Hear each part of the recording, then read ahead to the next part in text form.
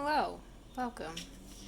So today we are going to be copying this painting by Sue Dickinson, and I have just kind of loosely and lightly traced out some of the shape of the cat on here.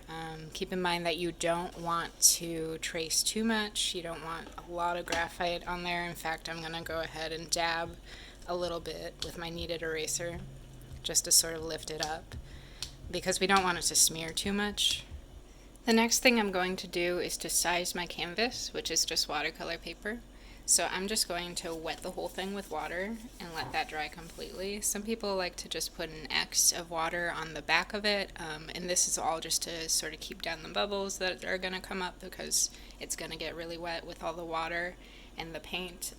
But this is what has worked for me.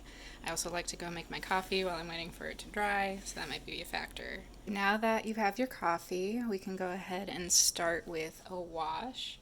So when you work with watercolor, you want to make sure that you work lightest to darkest because it is a translucent pigment. We don't really have another choice. We can't really put a light color on top of a dark color here, especially because the white is going to be the paper when we work with watercolor. So looking at this, I'm looking for the lightest color. And I can see that that's basically the background. However, it's not white like my paper is. It's got a little bit of pigment in it. That's very important because that's going to change your whole piece. You want to make sure that you put whatever the background color is, even if it sort of looks like the paper, it's usually not. So as far as paint, I am using the Grumbacher Academy watercolor tubes. I also use press pan watercolors sometimes. It just depends on what you're comfortable working with. I think that the tubes are a little bit easier to learn with, personally. So for this wash of the background, I have actually mixed a little bit of the cadmium yellow with some ochre just to bring it down a little bit. The cadmium is just a little bit too bright, the ochre is a little bit too dull. And so hopefully, with the help of my swatches, it'll be just right. And this is something that is really important to me. It might not make sense to you what I've done here, but you want to make sure that you have a piece of paper, hopefully the same as what you're painting on, just to sort of test things out. And you have to kind of work with it a little bit to develop an eye for how dark it's actually going to dry versus when you put it on. I think that beginners especially have a problem with putting it on and then everything just kind of gets washed out when it's dry because it dries a lot lighter most of the time. So to do this wash, I have a tiny bit of pigment on my paintbrush. I'm going to go ahead and wet the area that I want to do because I feel like it's helping it flow a little bit more evenly. You can end up with some spots if you don't do this step. I'm going to make sure that my pigment has a lot of water in it because I want it to be that really light color. We're just gonna kind of cover the whole thing.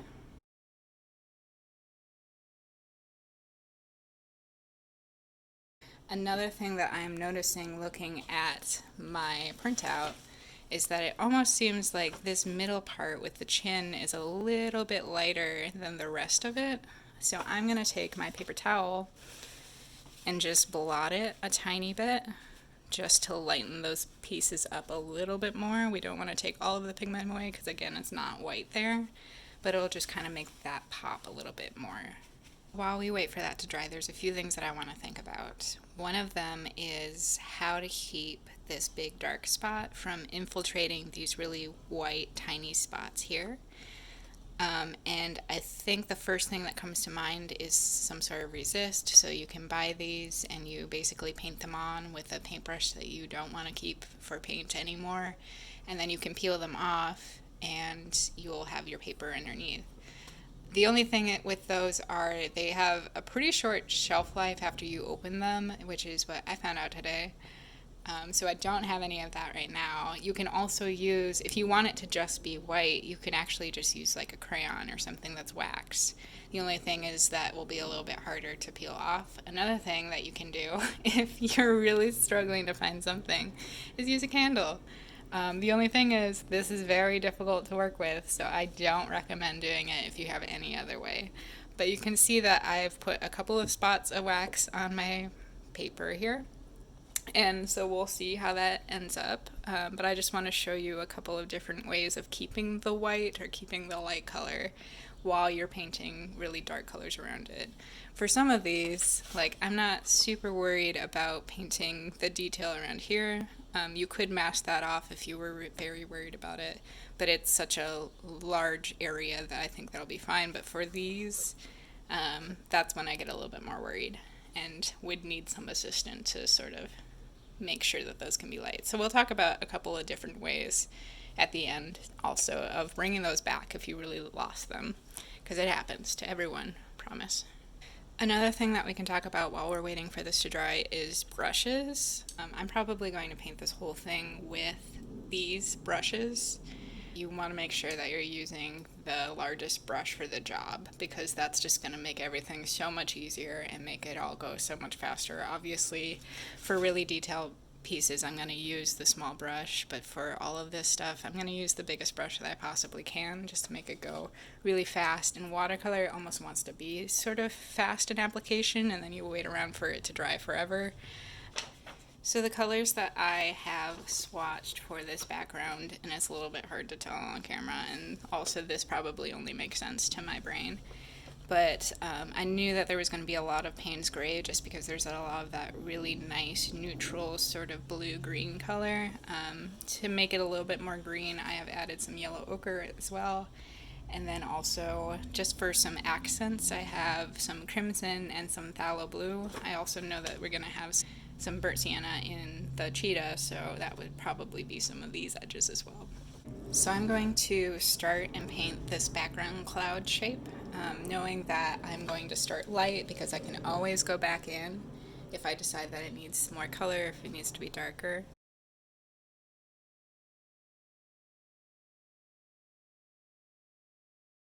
So I wet the area because I want it to flow freely, but I also want to make a boundary with my edges of water so that I don't go too far. I'm going to start with a little bit of burnt sienna. And I have my paper towel in one hand in case things get out of hand. You never know, could get crazy.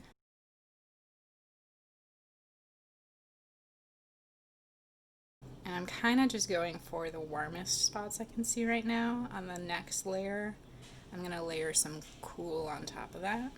And so when I get a little bit too dark, I can just come in with some water and push it around a little bit. If you see these little flakes happening, honestly, that's just my paper giving up a little bit. This isn't the nicest paper. Even though it is watercolor paper, it has its limits. The one thing to keep in mind when that happens is not a lot you can do about it. Especially when it's wet, you don't want to rub it. You don't want to ever scrub anything in watercolor. Just kind of let it dry, and then you might be able to pick some of them off. Now that I have my warm colors set up, I'm going to go ahead and add my cool colors. So like I said, I'm leaning on a mixture of Payne's Gray and ochre for this background, just because it's got that nice sort of neutral green sort of aspect.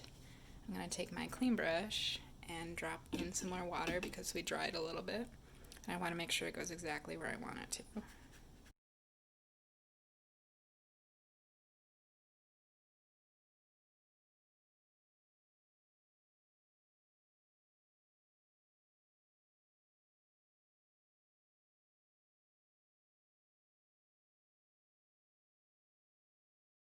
And again, I can always pick it up if I feel like it's getting too dark or too much. You just want to be careful because, again, my paper is kind of giving up a little bit here.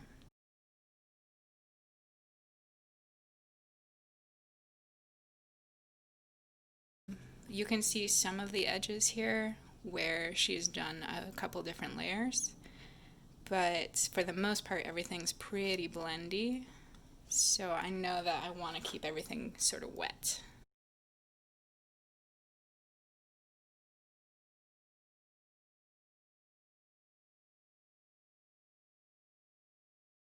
So next I'm going to take a look and see what I need in this background. It's kind of nice to sort of squint your eyes, or if I was better at taking videos, I would just unfocus my camera so that you can see what sort of values you need, and everything is looking pretty good. It looks kind of muddy, which is honestly what I want because we are getting a little bit muddy in there.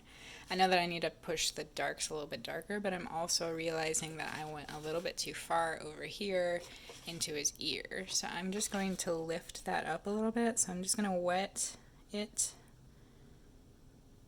There is just water on my brush, and then I'm going to pick it up with my paper towel. It's not going to get everything up.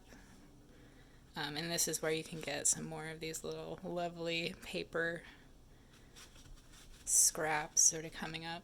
So I went in and added just a little bit more blue while that was drying, just to get it tonally to where it needs to be a little bit more. And I know for sure I want to go back in and add these edges once it's dry, but rather than sit around and wait for all that time, because these edges down here are pretty much dry, I'm going to go ahead and start painting this cheetah. So the first thing I'm going to do is find the lightest part, which is basically down here. So I did a little sort of test mixture of different colors just to see how they compared to the original. And I'm going to be using burnt sienna, yellow ochre, and a little bit of burnt umber as well. So I'm going to start, as always, with the lightest color. But I'm also going to, of course, start in this corner, but see where else I might be able to see it. And a lot of these colors seem like they're just sort of layered one on top of the other. So I can be pretty liberal with this sort of tan color as long as I don't go into this really light part.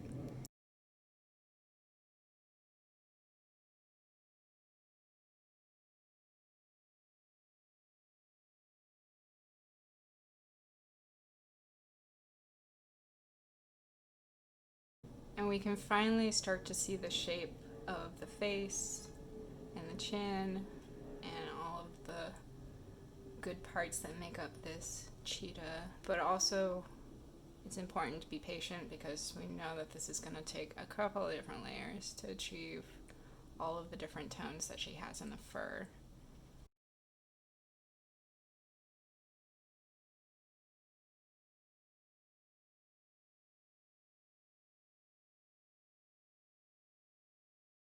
While I'm painting the face, I'm going to go ahead and lift a little bit of this paint and keep those eyes nice and bright.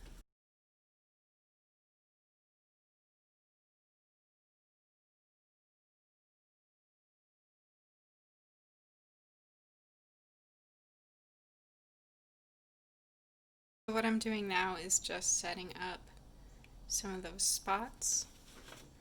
You can see that there's a little bit of gray underneath, and all I have done is just mixed a little bit of Payne's Gray with burnt umber.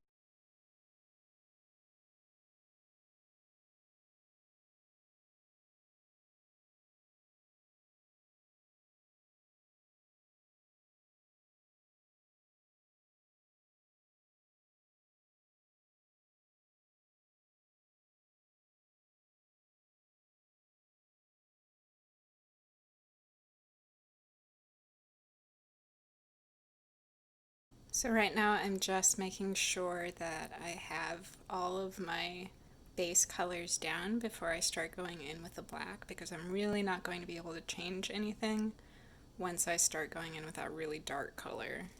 So now is the time if there's anything you feel like might be a little bit off.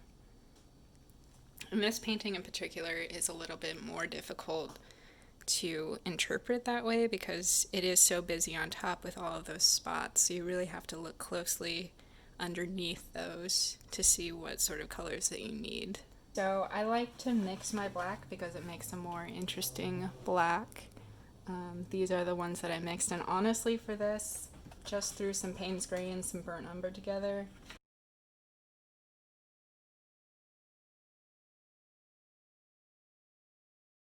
And I'm doing just really tiny short strokes here to get that texture of the fur.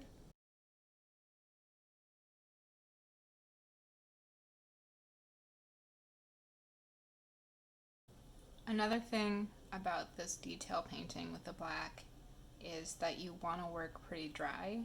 Working dry just means that your brush is mostly dry when you put it in your paint, and your paint doesn't have a lot of water in it. Obviously, watercolor needs water to work. It's the whole way that it functions. But working dry is also pretty much the only way that you're going to get all of these little brush strokes and the texture of the fur.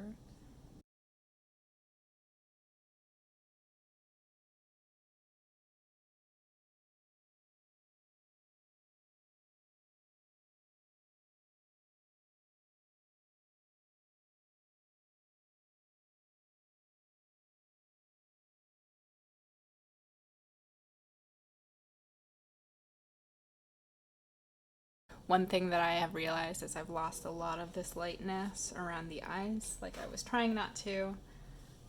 It's difficult to keep a lot of the time. So what I can do is try to wet it and pick it up. And that'll work to an extent. Again, my paper's kind of giving out a little bit. You'll notice that it also kind of messes up the painting that I've done around it. So I would then come back in and sort of clean up a little bit of those black lines. And the first time I did this, I did it really wet because I wanted it to get kind of muddy and blended. But now I'm going in mostly dry because I want those edges. So I'm actually creating the edges with my brush that I wasn't able to get before. Alright, so I'm pretty happy with where I'm at right now. One thing that I mentioned I wanted to come back for was a way to do these sort of whiskers. There are a couple of ways to do it. First of all was masking. We sort of covered that. I didn't have technically the right supplies, but if you scratch away some of that wax, then you can see that it did create a resist. Somewhat.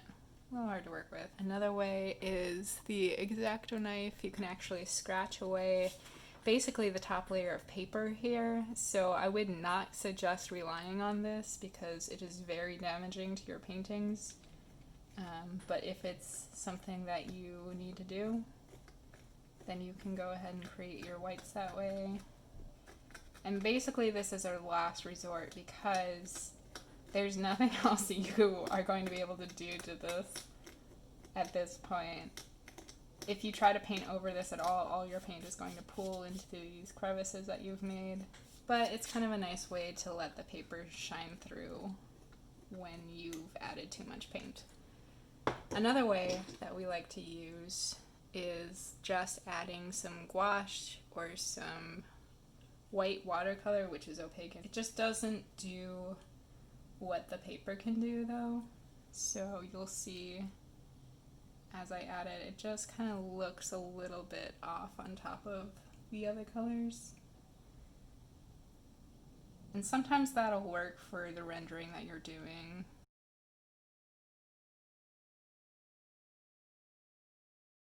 And I could also use this technique to bring back a little bit of that highlight that I lost.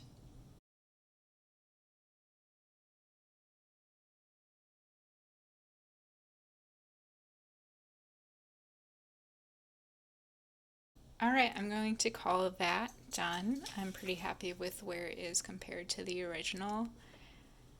Just make sure that you swatch. That's very important. You want to make sure that your colors are correct.